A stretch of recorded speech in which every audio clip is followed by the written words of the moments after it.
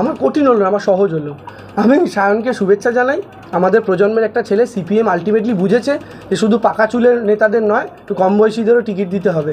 তো সায়নের মতো ইয়ং ছেলেকে ক্যান্ডিডেট করেছে, সায়নকে আমি অভিনন্দন জানাই।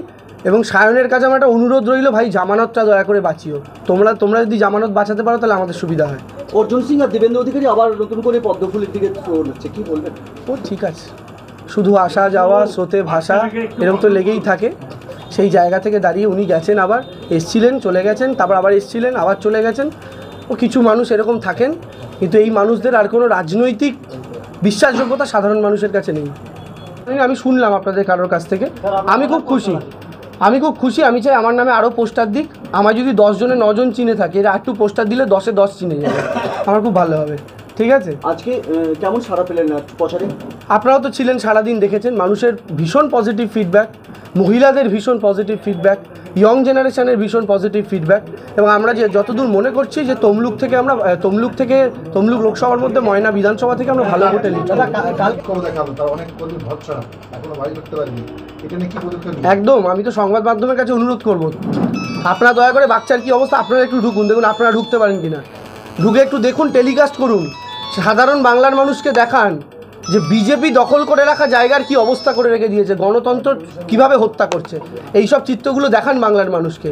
যাই হোক, এই জায়গা থেকে আমি আপনাদেরকে এইটুকু বলতে পারি যে মমতা বন্দ্যোপাধ্যায়ের ছবিটা ভেঙেছে, ওপরে কাঁচটা পুরো গুঁড়ো গুঁড়ো হয়ে ভেঙেছিল, আমরা তুলে রাখলাম একটু আগে। মমতা বন্দ্যোপাধ্যায়ের ছবি ভাঙতে পারেন, কিন্তু মানুষের মন থেকে মমতা বন্দ্যোপাধ্যায়কে সরাতে পারবেন না। আর আমাদের কর্মীরা এখানে সংঘবদ্ধ আছে, আমরা লড়ে নেব।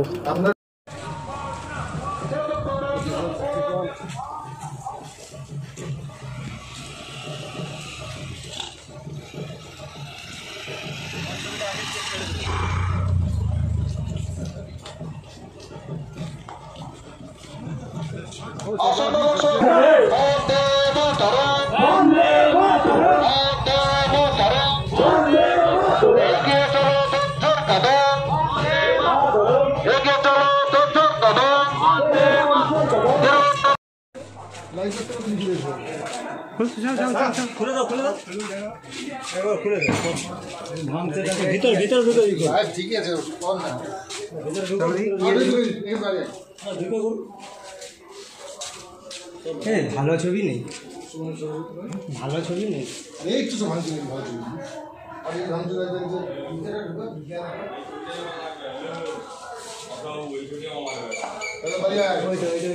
ভাঙছে